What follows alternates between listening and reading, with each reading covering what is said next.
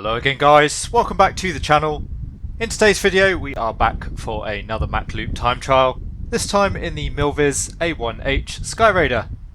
I'm sure that a few of you would have seen my recent review of the MILVIZ A-1H on the channel. Well, today we're going to put the aircraft around the Mach Loop, see what sort of time we can accomplish with it, and then see how that stacks up against the other aircraft that we've run to date. As always, I do hope you enjoy the video. If you do, please consider giving it a like and subscribing to the channel. If you have any comments or questions for me, you can leave those down in the comment section below. But now let's head up into the skies in the Skyraider. We'll talk a little bit more about the aircraft first, and then we'll put it around the Mach Loop. So in front of us we have the Douglas A1 Skyraider. In particular we have the H variant, and as I say, this particular model is produced by MILVIZ. The Skyraider is an American single-seat attack aircraft that saw service between the late 1940s and the early 1980s. The A-1H had a remarkably long and successful career. It saw service with the United States Navy, United States Marine Corps, United States Air Force, as well as the British Royal Navy, the French Air Force and the Republic of Vietnam Air Force, amongst others. The aircraft was actually designed during World War II to meet the United States Navy requirement for a carrier-based single-seat, long-range high-performance dive and torpedo bomber, following on from earlier types such as the Curtiss SB-2C Hull Diver and the Grumman TB-F Avenger. The first Skyraider prototype, XB-T2D1, made its first flight on the 18th of March 1945, and in April 1945 the US Navy began evaluation of the aircraft at their Naval Test Centre. The Skyraider possessed excellent low-speed manoeuvrability as well as a considerable combat radius. The aircraft was also able to carry an impressive amount of ordnance with its 7 hard points on each wing. As a pistoned engine aircraft, the Skyraider had a much longer loiter time compared with the subsonic and supersonic jets carrying out the same task. Although the Skyraider was produced too late to take part in World War II, it saw wide-scale service during the Korean and the Vietnam War, becoming the backbone of the United States Navy aircraft carrier and United States Marine Corps aircraft sorties during the Korean War. And whilst the aircraft was slowly being replaced by the A-6A Intruder during the Vietnam War, the aircraft still flew a significant number of operational sorties, even managing to shoot down 2 Vietnamese People Air Force MiG-17 jet fighters. And in October 1965, Commander Clarence J. Stoddard of VA-25, flying an A-1H, actually even dropped a toilet on the country of Vietnam. Despite being an anachronism of the jet age, the propeller-driven SPAD, as it became known to its pilots, ultimately had a distinguished and long service career. As we've already mentioned, the Skyraider does have excellent low-speed manoeuvrability, so that should help us around certain sections of the Mach Loop. And whilst the Skyraider is a piston engine propeller driven aircraft, it does more or less represent the absolute pinnacle of both technologies, and so we are still expecting a pretty respectable time out of the Skyraider. Anyway, let's now head for the cockpit and we'll put the aircraft around the Mach Loop.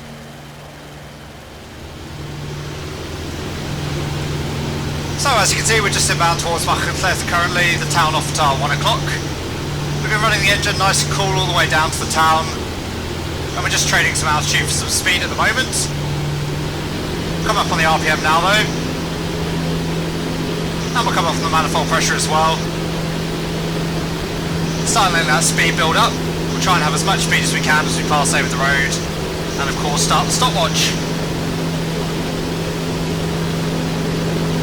So there's Mach Loop now, just passing off abeam the windshield pillar.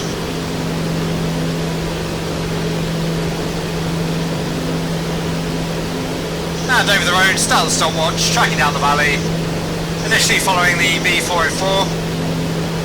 As you can see, it's an absolutely lovely day here on the Mach Loop, however there are a few bumps around. Not really going to be an issue for us today, but it does just make flying the aircraft that little bit trickier. Anyway, we're doing around 365 knots at the moment, keeping an eye on our T's and P's as well, of course. And we should be able to maintain max power all the way around the run, so no real concerns there. As you can see, the aircraft is getting bumped around quite a bit there by the turbulence coming off the hills. Passing over the B404 bridge. Continuing to follow the B404 for now. following the river as well, of course. And again, given the speed of the aircraft, we'll just try and shorten the distance of the run as much as possible. We're not going to end up bleeding too much speed off in the turns, so hugging the corner as we come around towards the north, headed towards Thrustmaster. And now just coming up on the A470, we'll continue to follow that towards the town. Keeping out to the left a little bit more than usual, again just to minimise the distance.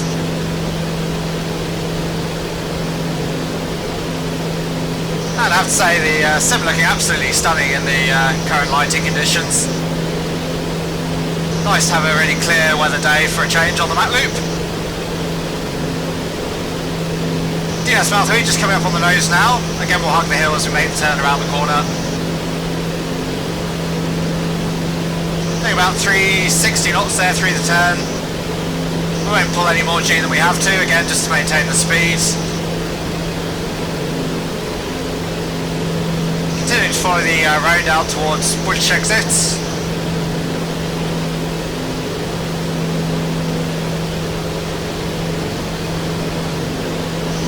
Gently banking the aircraft around to the right, bleeding off a little bit of airspeed as we made the climb over the crest. Car passing just down below us now on the A470. And banking the aircraft back around to the left. We'll overbank slightly just to bring us back down towards the ground. You can see our silhouette there passing below us. Bring us back towards the ground, picking up some airspeed again, coming up to about 380 knots there. Over the cross foxes in, following the A487 out towards the next valley. Overall, the MILVIZ Skyraider, a really pleasant aircraft to fly. It's very smooth, a little bit heavy on the controls as you would expect. This thing is a bit of a flying tank really, but overall, as I say, a real joy to fly. Feels very immersive as well, very noisy experience as you can tell. I'm having to shout quite a bit to hear myself over the noise of the engine. Anyway, pointing ourselves towards Limmingill, and of course, just before we hit the lake, turning left through Corris Corner. Again, trying to avoid pulling too hard on the controls there and bleeding off speed as we pull some G. Coming through Corris, following the valley towards the town of Corris itself. T&P is still good at the moment, and just reversing the turn there as we turn right through the valley.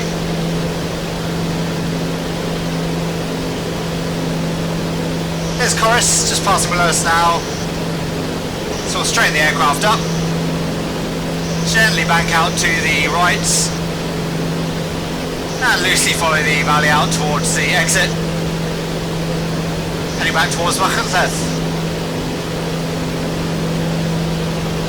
So again, the aircraft descending again, trying to keep every knot that we can there as we exit the valley. Of course, making sure we don't overspeed the aircraft.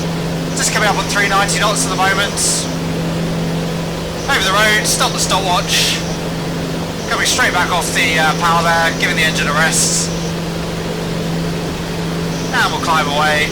Overall, I think a pretty good effort there in the Skyraider. Overall, the conditions, as you saw, a really nice day for the run with a few bumps there. I think we managed to keep the distance of the run down to a minimum. Not really much more we could have done there as we had the engine pegged all the way around the loop.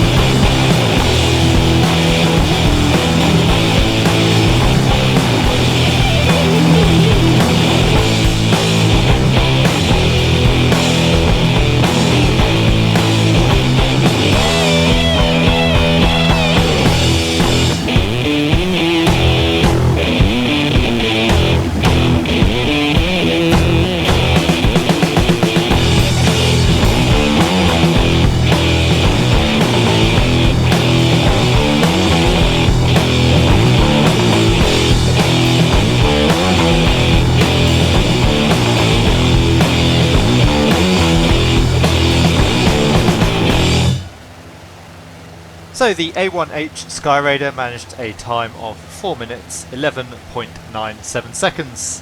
Rather unsurprisingly, that puts it exactly where you'd expect to see it on the table, above the early World War II period propeller-driven aircraft that we've run so far, the Spitfire and the Hurricane, and just below the Gloucester Meteor, of course one of the first jet-powered fighter aircraft to enter into service.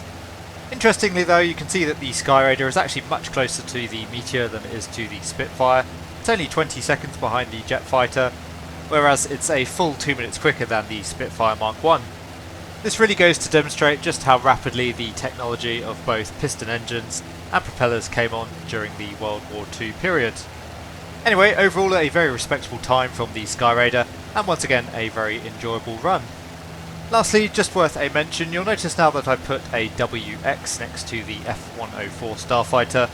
From now on throughout the series we'll use WX to denote that there was poor weather during the run. As I mentioned during the first video, I would like to keep the real world weather as part of the series, as I think it adds to the challenge and of course the realism.